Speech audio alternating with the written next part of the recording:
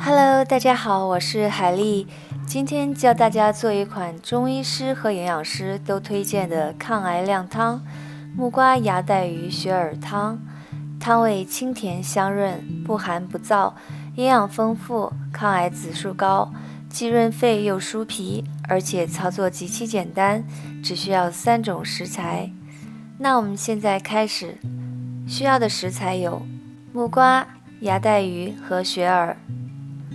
第一步，准备工作：将木瓜洗净、去籽、去皮，切成块状。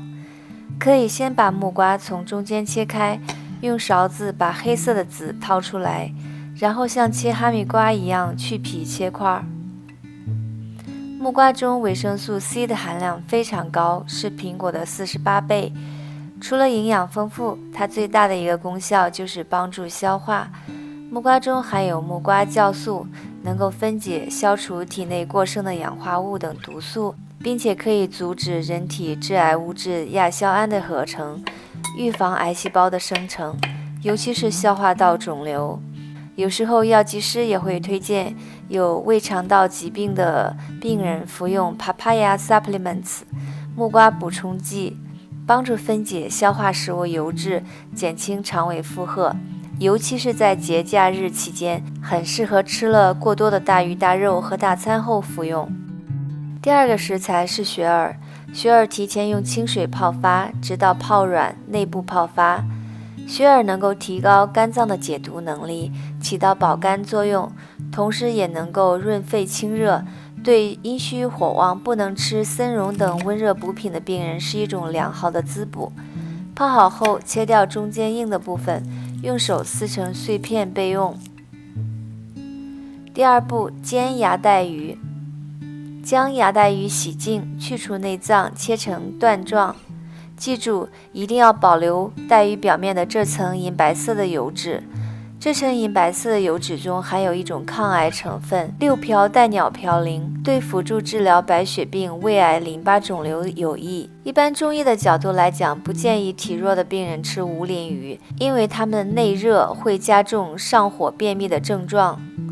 而芽带鱼属于有鳞鱼，含较多的蛋白质、脂肪和多种微量元素，尤其是硒、钙、磷、镁含量较高。另外还含有维生素 B1、B2 和维生素 A 和 D 的含量也高于淡水鱼。经常食用带鱼具有补益五脏的功效。处理方法很简单，我们先用细火轻轻煎一下芽带鱼，去除它的腥味。煎鱼的时候可以轻轻地翻动，煎成表面焦黄即可。煎好后盛出来备用。第二步，煲汤。将木瓜、芽带鱼加水放入煲汤锅中，加入2000毫升的清水，用大火煲滚后，再用慢火煲1.5个小时。我会把第一次滚水表面浮起来的泡沫杂质捞起，保证汤的清纯。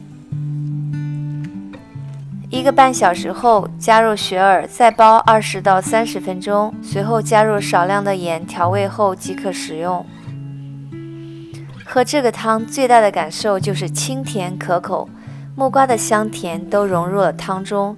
木瓜的木瓜酵素抑制亚硝胺的形成，和芽带鱼所含的各种微量元素，尤其是硒元素，可以说是双重抗癌食品。芽带鱼的肉嫩体肥，味道鲜美，除了中间一条大骨，没有其他的细刺，食用安全方便，老少咸宜。注意一定要连汤渣一起吃掉，营养价值最高。